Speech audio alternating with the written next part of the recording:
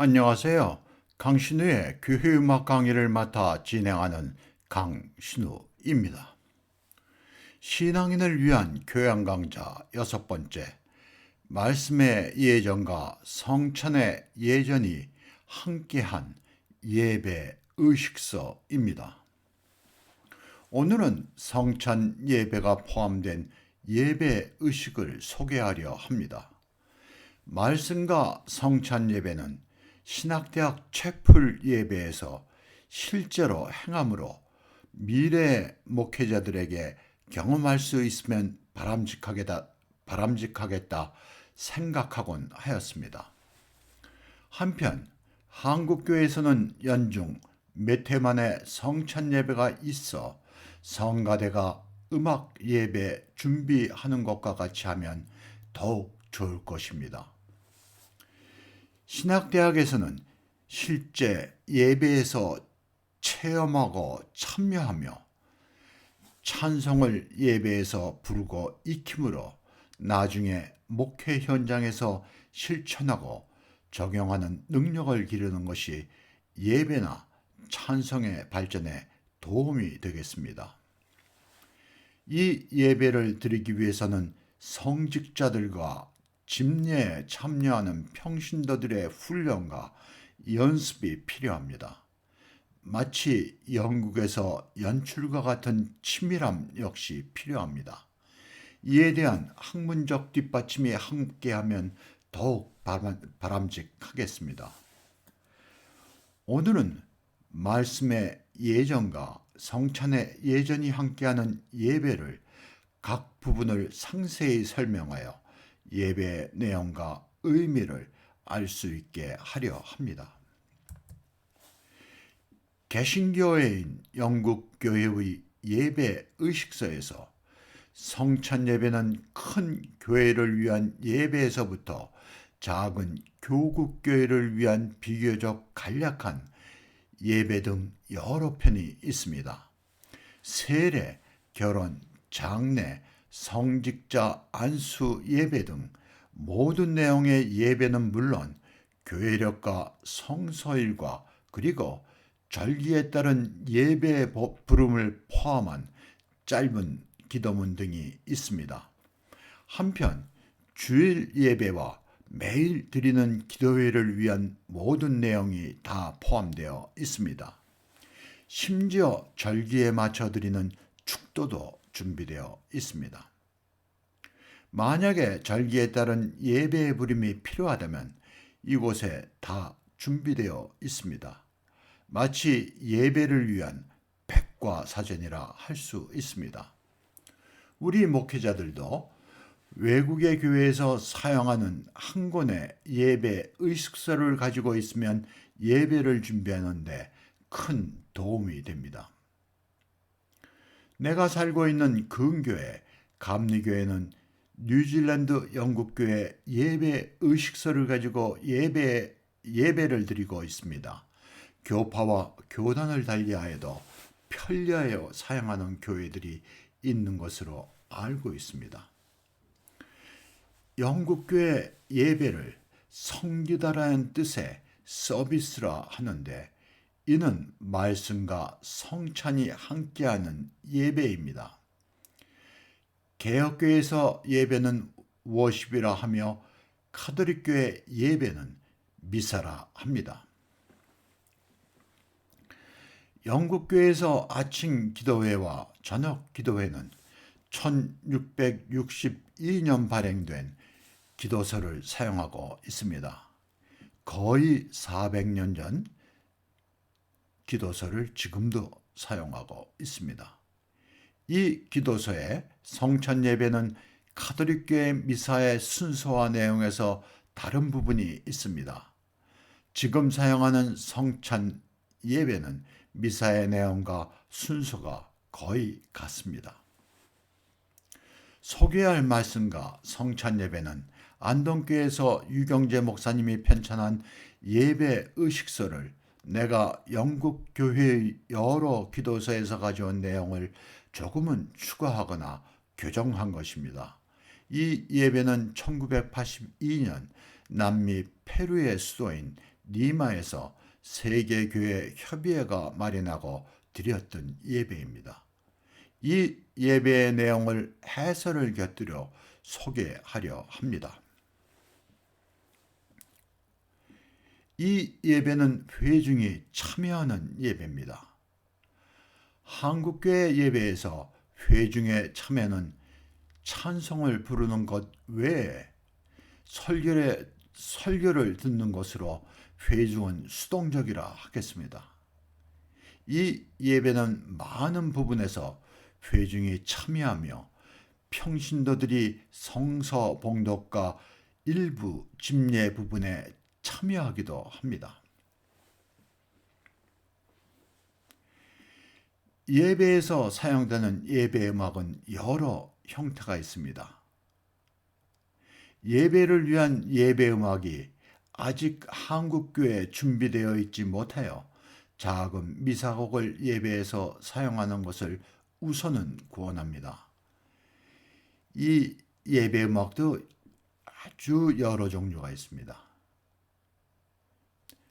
음악성이 높은 어려운 그런 예배 음악이 있는가 하면 회중이 함께 쉽게 부를 수 있는 멜로디만으로 되어 있는 그런 예배 음악도 있어요.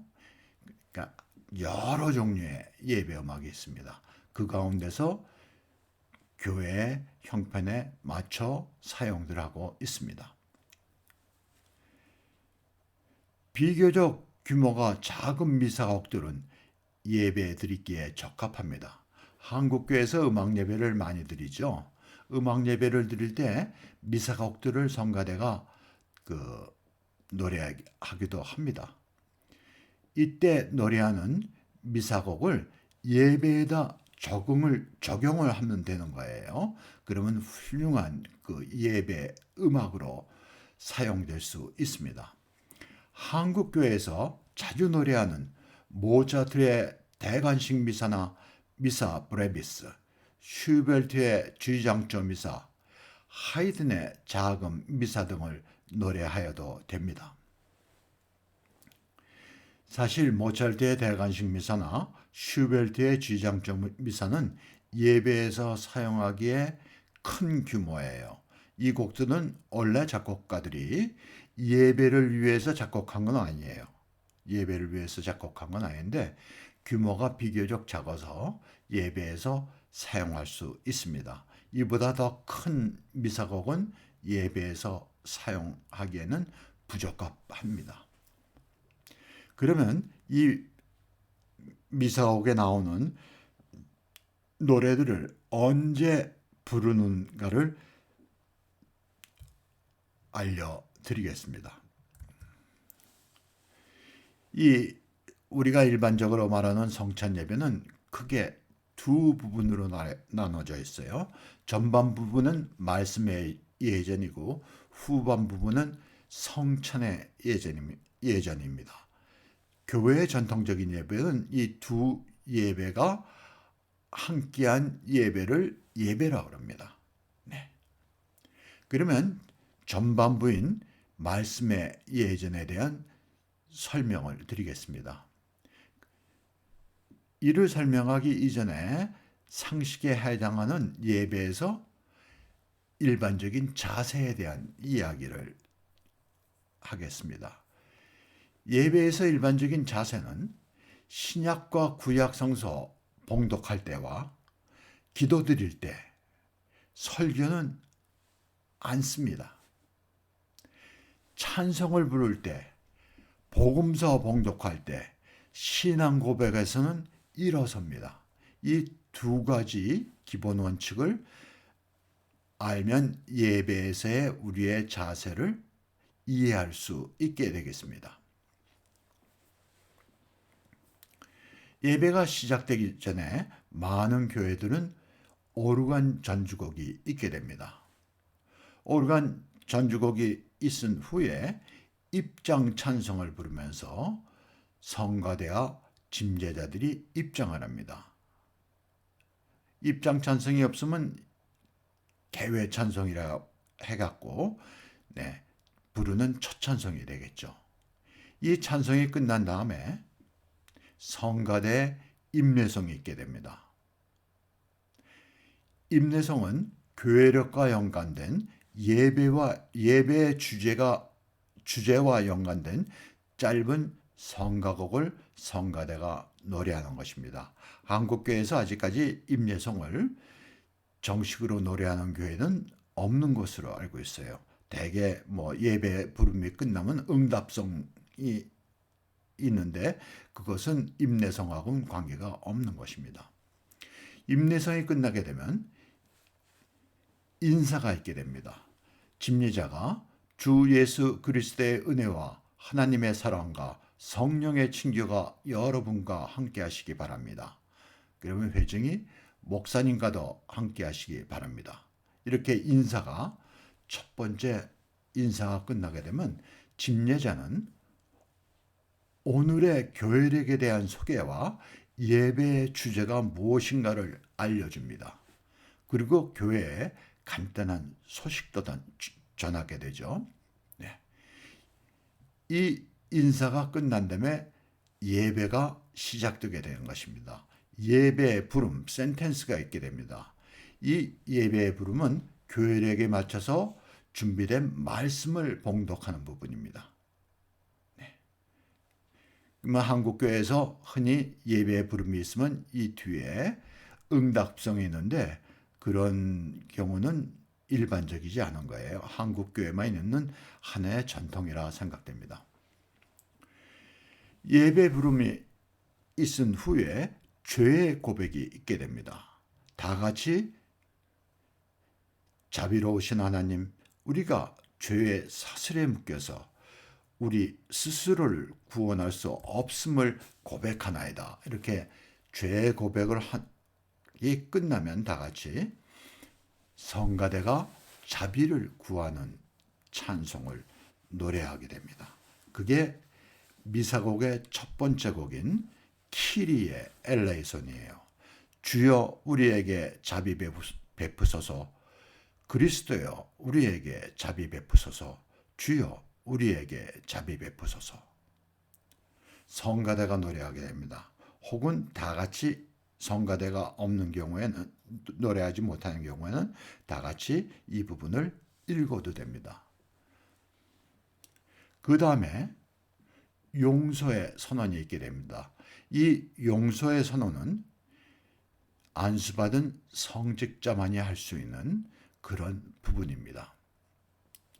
용서의 선언이 끝난 다음에 우리가 예배 드릴 수 있는 마음의 정결함을 얻고 준비가 된 후에 처음 드릴 수 있는 것이 하나님을 찬송하는 것입니다.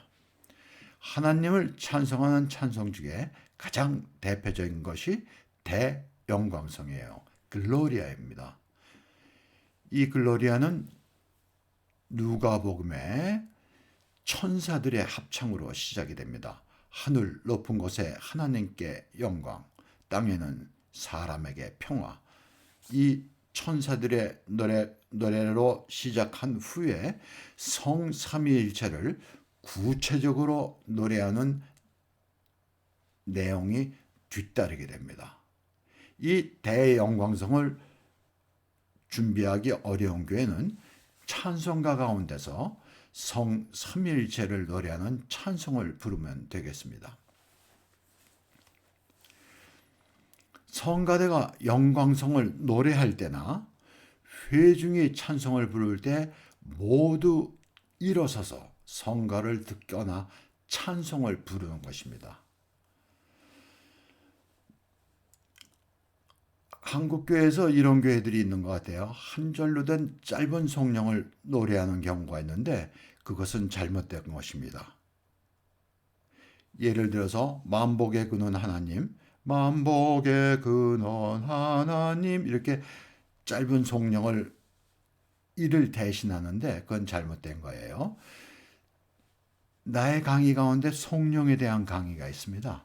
그거를 들으시면 왜 잘못된 것인가를 알 수 있으실 것입니다. 그렇지 않으면 이 영광성을 읽을 수도 있어요. 하늘 높은 곳에 하나님께 영광. 그러면 다 같이 땅에서는 그가 사랑하시는 사람에게 평화. 이렇게 쭉 읽어도 됩니다. 그리고 이 성가대가 노래하는 이 가사들을 여다 올려주는 게 좋습니다. 왜냐하면 한국말 가사는 번역돼서 원래의 그 내용에 조금 벗어날 수도 있어요. 그러니까 오리지널 텍스트를 번역한 이 텍스트가 있으면 그 성가를 이해하는데 도움이 되겠습니다. 그러면 말씀을 듣기 위한 준비 부분을 마무리하는 기도가 있게 되겠습니다. 기도는 준비된 짧은 기도예요. 콜렉트라고 하는데 이 콜렉트는 기도서에 다 있습니다. 기도서에 있는데 특별히 이 짧은 기도서는 우리 신앙의 선조들의 명문의 기도문들이 많이 있습니다. 아주 아름다운 기도문들이 많이 있어요. 한국교회는 이러한 기도문을 준비된 기도문을 찾기가 어려울 수 있으면 집례자가 간단하게 기도를 하셔도 됩니다. 그러면 이제 예배 말씀의 예전 중심부로 들어오게 됩니다. 말씀의 예전의 중심부라는 건 성서 말씀의 봉독과 복음서 봉독 그 후에 설교가 뒤따르는 것입니다. 말씀의 예전 중심부에서 우리가 하는 관습과 다른 부분이 있어요. 그 부분을 지켜주는 게 바람직할 것입니다. 성경 봉독을 할 때 성경을 찾지 말고 구약과 신약 성서는 바르게 앉아서 선포되는 말씀을 듣는 것입니다. 복음서는 일어서서 듣는 것입니다.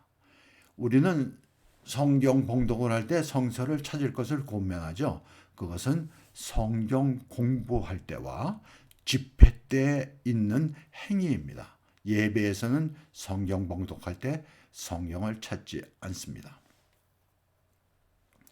여기서 또 중요한 것은 많은 외국 교회에서 성서 봉독은 평신도들이 참여합니다.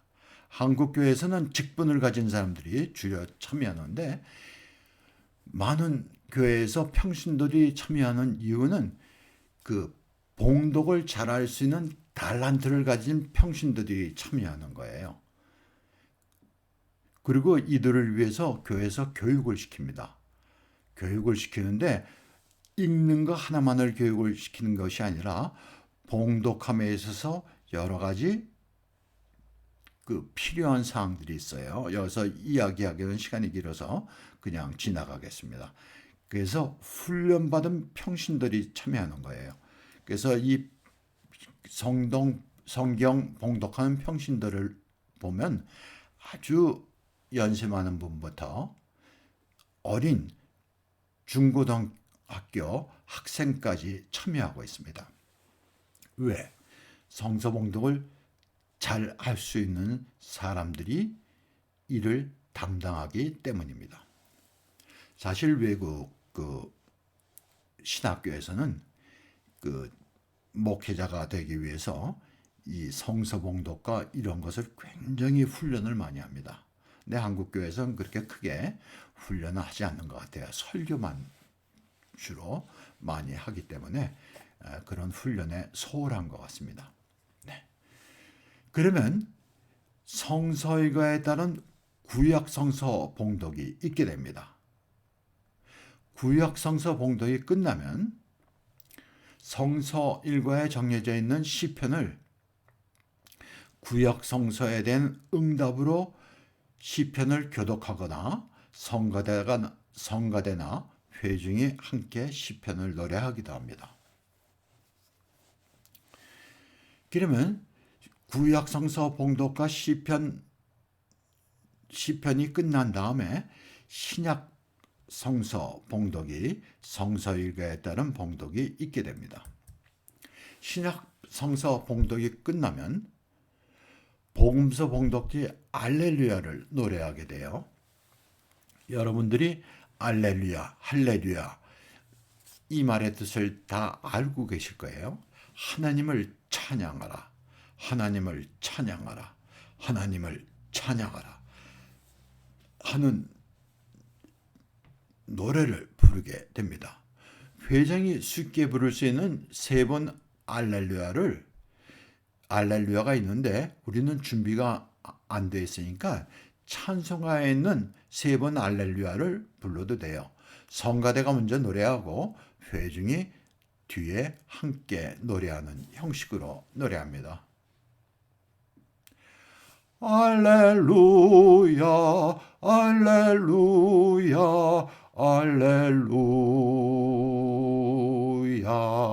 알렐루야. 성가대가 다 이렇게 먼저 노래하면 회중이 다 같이 할렐루야, 할렐루야,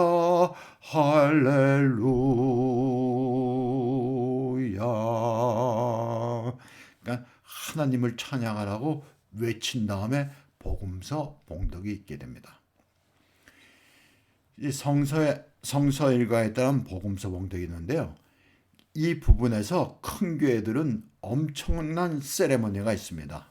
엄청난 세레머니가 있는데 음악적으로.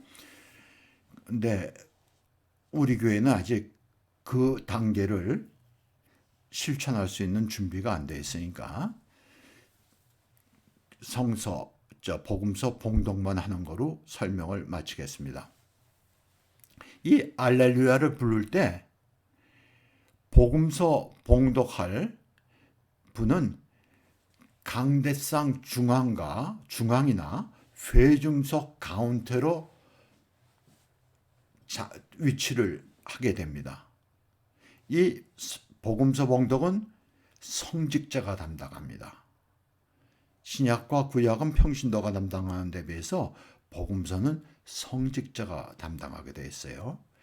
왜 봉독을 렉턴 성서 봉독대가 아닌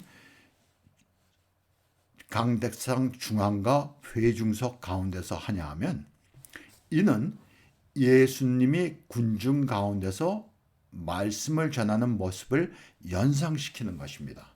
굉장히 드라마틱하죠. 네.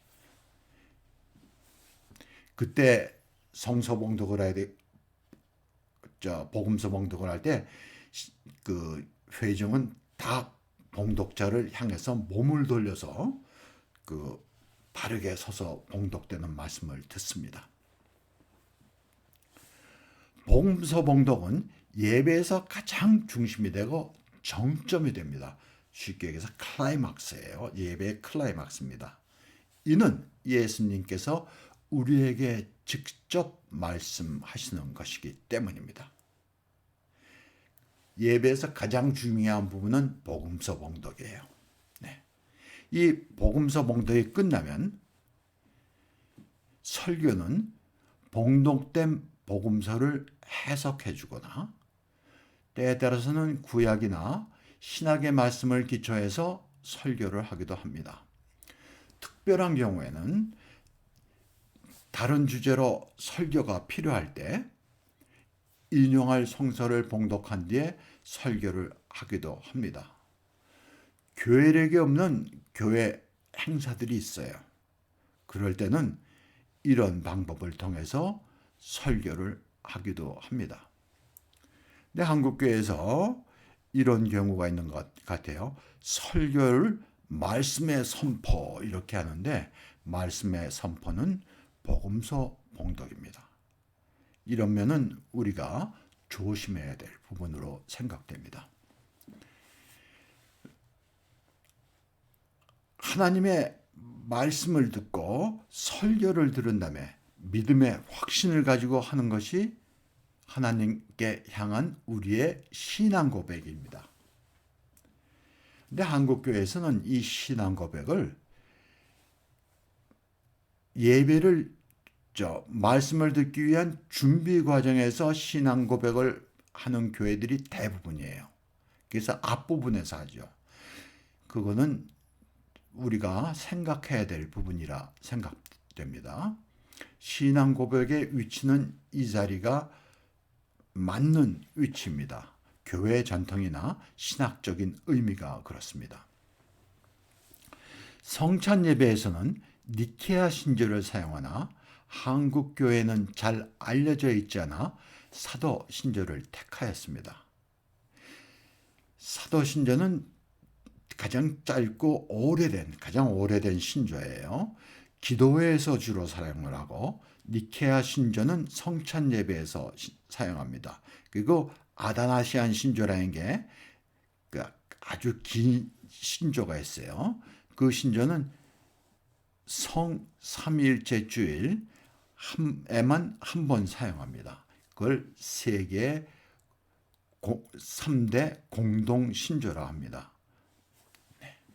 한편 미사곡의 크레도가 신앙 고백이에요. 나는 믿습니다. 이렇게 시작하는 신앙 고백이에요. 니케아 신조입니다. 성가다가 노래하지 않고 다 같이 말로 신앙 고백을 하여도 됩니다. 나의 개인적인 의견은 이 신앙 고백은 성가대의 노래보다 회중이 다 함께 말로 하는 것이 더 바람직하다고 생각됩니다. 한국교회에서 내가 내 생각에 가장 고쳐야 될 점이 있다면 신앙 고백과 주기도를 회중이 암송하는 것은 바람직하지 않다고 생각합니다. 이는 아주 질서 있게 한 목소리로 읽어야 됩니다. 그래서 외국 교회에서는 항상 이 신앙 고백과 주기도문은 그 주보에 꼭 실려 있어요. 함께 보고 같이 읽어야 되기 때문에 그렇습니다. 다 외국 신자들도 다 외우고 있지만 꼭 보고 맞춰서 읽습니다. 이 광경을 보게 되면 꼭 이런 것 같아요. 마라톤 시합할 때 그 출발선에서 선수들이 출발하는 것 같아요. 막 눈 감고 막 각자 암송을 하면 넘어질 수가 없습니다. 넘어질 수가 없어요. 사실 예배에서의 중요한 것은 예배에서의 중요하면은 조화와 질서입니다. 그런데 이 회중이 암송하는 이 신앙 고백과 주기도는 질서가 없습니다. 이 부분을 한국교회에서 꼭 고쳤으면 하는 나의 생각입니다. 그리고 여기서 중요한 것은 집례자와 성가대가 함께 회중을 이끌어 가야 됩니다. 그러니까 한 번 정도는 집례자와 성가대가 연습을 하는 것도 좋겠죠. 네, 연습을 하는 것도 좋을 거예요. 그래야지 적당한 속도로 적당한 부분에서 끊어가면서 함께 맞춰서 읽는 것이 좋을 것 같습니다. 그래서 내가 여기에 컴마를 찍은 것은 그 끊는 부분을 강조하기 위해서 컴마를 찍어놨습니다. 그러면 이 신앙 고백이 끝나면서 말씀의 예전을 마무리하게 됩니다. 모든 부분을 마무리할 때는 기도를 끝난다고 그랬죠. 그래서 중보의 기도가 있게 돼요. 말씀의 예전을 마무리하는 기도입니다. 이 말씀의 예전을 마치면서 함께 기도드리고 마지막에 공동 기도가 있게 됩니다. 이 중보의 기도는 아주 폭넓은 내용의 기도예요. 세계를 위한 기도, 국가를 위한 기도, 여러 파트 나눠서 기도를 드립니다. 이 기도가 끝난 다음에 공동의 기도를 드리게 됩니다. 이 기도의 파트에서 회중이 항상 응답을 하게 되어 있습니다. 그러면 집례다가 다 함께 기도드리겠습니다. 이러면 다 같이 마무리 기도를 하게 됩니다. 당신의 말씀은 저희들 발길의 등불이십니다. 어두울 때나 밝을 때나 괴로울 때나 즐거울 때나 하나님 아버지, 저희들이 당신의 사랑을 의지하며 당신의 뜻을 섬기며 그리고 당신의 이름을 찬양할 수 있도록 도와주시옵소서. 우리 주 예수 그리스도의 이름으로 기도드립니다. 아멘. 이러면서 말씀의 예전이 끝나고 성찬의 예전으로 넘어가게 됩니다. 성찬의 예전에서 가장 먼저 행하는 것은 평화의 인사예요. 성찬을 받기 전에 서로 화해함으로 마음을 성찬받을 준비를 하는 것입니다. 그러니까 어찌 보면 예배를 시작하면서 죄 고백과 비슷한 부분이에요. 네. 집례자가 주님의 평화가 여러분과 함께, 그러면 회중이 목사님과도 함께 하시기 빕니다. 집례자가 이제 화해와 평화의 징표로 서로 인사를 나눕시다. 그러면 주위 사람들과 주님과의 평화가 함께하기를 빕니다. 이렇게 인사를 나눕니다. 그 집례자와 집례위원들도 강대상에서 내려와서 그 회중과 앞에 있는 회중들과 인사를 나누게 됩니다. 그러면 오르가니스트가 적당한 부분에서 봉헌 찬송 전주를 시작하게 되면 다 제자리로 돌아가서 찬송을 부르면서 헌금을 하게 됩니다. 여기서 찬송은 꼭 봉헌 찬송만을 부를 필요는 없어요. 폭넓은 선곡이 필요합니다. 뭐 교회력에 관한 것도 있고 뭐 여러 내용의 찬송들이 있죠. 네. 그러면 봉헌 기도가 끝나게 됩니다. 그 다음에 성찬을 위한 준비의 기원이 시작됩니다. 그리고 나서 여기 감사의 기도가 있어요. 이게 라틴어로 수루순 코라드인데 아주 중요한 부분입니다. 이게 Great Thanksgiving인데 여기 뭐 대감사의 기도, 뭐 장엄 감사의 기도 이런 말을 붙이기가 어색해서 그냥 감사의 기도로 하였습니다. 주님께서 여러분과 함께 목사님과도 함께 하시기 빕니다. 주님을 향하여 마음을 드높이 주님을 향하여 우리의 마음을 드나이다. 우리 주 하나님께 감사와 찬양을 드리세. 이것이 마땅하고 유익하나이다. 이 부분은 많은 교회에서 간단한 멜로디를 붙여 노래를 하기도 합니다. 그만큼 중요하게 다루는 부분이에요. 네. 그 다음에 처음에 기원이 있게 됩니다. 이런 부분은 나중에 여러분들이 다 개인적으로 읽어보시기 바라겠습니다. 처음 기원 마지막 부분에서 그러므로 우리는 천사들과 모든 성도들과 함께 주의 영광을 선포하고 주님을 찬송하여 노래하기를 하면 성가대가 거룩하시다 거룩하시다 거룩하시다 만군의 주 여호와 이렇게 성가대가 쌍뚜스를 노래하게 됩니다. 이 거룩송은 하나님께 드리는 찬송입니다. 그러니까 말씀의 예전에선 글로리아를 노래했죠. 성찬의 예전에서의 찬송은 거룩송입니다. 이 거룩송은 구약의 이사야서의 천사의 노래로 시작합니다. 대영광성도 누가복음에 나오는 천사의 노래로 시작했죠. 그와 마찬가지로 거룩송은 구약 이사야서의 천사의 노래로 시작합니다. 거룩 거룩 거룩 만군의 주 하나님 하늘과 땅에 그 영광 가득하다. 그러고 나서 하늘 높은 곳에 호산나 주의 이름으로 오시는 이여 찬미받으소서 하늘 높은 곳에 호산나 이렇게 성가대가 쌍뚜스를 노래하게 됩니다. 그 다음에 성령 임재 기원이 첫 번째 기원이 따르고요. 성만찬 제조 제정사,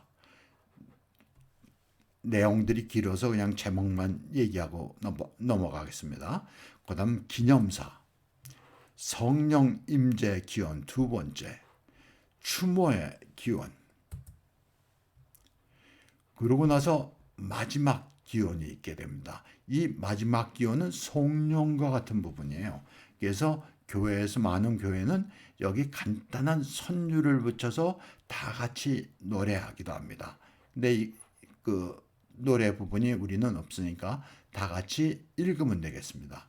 성령과 더불어 하나 되신 전능하신 아버지 하나님, 그리스도로 인한 모든 영광과 존귀가 지금부터 영원 무금토록 주님의 것이옵니다. 아멘. 이렇게 송년이 끝나면 주기도가 있게 됩니다. 주기도는 성찬 예배에서 성찬을 받기 전에 드리는 기도예요. 네, 주기도는 여기서도 마찬가지죠. 암송하는 것보다 다 함께 맞춰서 질서 있게 읽는 것이 더 바람직합니다. 사실 한국교회에서 목회자들이 조금 생각만 하게 되면 회중을 몇 번만 훈련하게 되면 이것은 간단하게 행할 수 있는 것입니다. 암송하지 않고 다 같이 함께 맞춰서 읽는 것입니다. 다 같이 그리스도께서 우리에게 가르쳐 주신 기도를 드리겠습니다. 그러면 하늘에 계신 우리 아버지여, 이름이 거룩히 여김을 받으시오며 나라의 마옵시며, 이런 식으로 질서 있게 읽어나가면 되겠습니다. 그 다음에 성찬의 초대가 있게 됩니다. 이 부분은 짧아서 내가 읽어보겠습니다. 우리가 떼는 이 떡은 그리스도의 몸에 참여하는 친교예요. 우리가 감사 기도드린 이 축복의 잔은 그리스도의 피를 나누는 친교입니다. 그러면 성가대가 하나님의 어린 양 아뉴스데이를 노래하게 됩니다. 혹은 다 같이 읽어도 되겠습니다. 세상 죄를 지고 가는 하나님의 어린 양 자비 베푸소서. 세상 죄를 지고 가는 하나님의 어린 양 자비 베푸소서. 세상 죄를 지고 가는 하나님의 어린 양 주여 우리에게 평화를 주소서. 이 마지막이 자비 베푸소서가 아닌 세계의 평화를 기원하는 부분입니다. 우리가 잘 아는 라틴어죠. 도나 노비스 파츰입니다. 이 찬송은 앞에 있었던 키리의 엘레이손, 주여 우리에게 자비를 베푸소서와 같은 자비를 구하는 기도의 찬송이에요. 이 찬송을 성가대가, 기도의 찬송을 성가대가 노래할 때 집례위원들은 먼저 성찬을 하고 마치게 됩니다. 그러면 다음에 성찬회의 참여입니다. 성찬회 참여. 이 성찬에 참여를 할 때 성가대가 먼저 성찬의식을 마쳐요. 그리고 후에 회중이 참여합니다. 성찬을 마친 성가대가 성가로 노래를 합니다. 이때 부르는 노래는 성체에 대한 노래나 예수 그리스도의 희생에 대한 노래, 그리고 절기에 대한 노래, 이 폭넓은 노래들을 하게 되어 있어요. 여기서 뭐 하나님을 찬송하는 찬양들은 잘 안 합니다. 그런 교훈적이며 교육적인 내용의 찬송들이 있게 돼요. 찬양들이. 그러니까 이 기도회에서는 이 성가대 찬양이 설교 앞에 있지만 성찬 예배에서는 성찬을 행하는 도중에 성가대가 노래합니다. 성찬의 감사의 기도가 있은 후에 축도가 있게 됩니다. 축도가 있게 돼요. 축도가 있은 후에 마침의 선언이 있게 됩니다. 이때 비로소 평신도 집례자가 이 부분을 맡아서 하게 됩니다. 주님의 사랑과 보살핌 가운데 힘차게 세상에 나가십시오. 그리고 복음을 전하십시오. 회중은 아멘, 주님의 이름으로 이 세상에 나가 복음을 전하겠습니다. 그러면 퇴장 찬송을 부르면서 성가대와 회중이 퇴장을 하거나 혹은 마지막 찬송으로 부를 수 있습니다.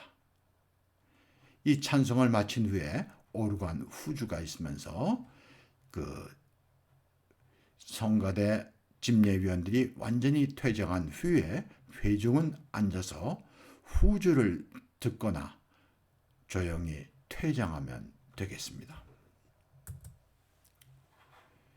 이 예배의 내용은 나의 블로그 찬송 예배 그리고 교회 문화에 있습니다. 설명란에 그 주소를 올리겠습니다. 이 예배의 온문이 필요하신 분은 여기에 들어가셔서 필요하시면 가져다 사용하시면 되겠습니다. 오늘 강의는 이거로 마치겠습니다. 감사합니다.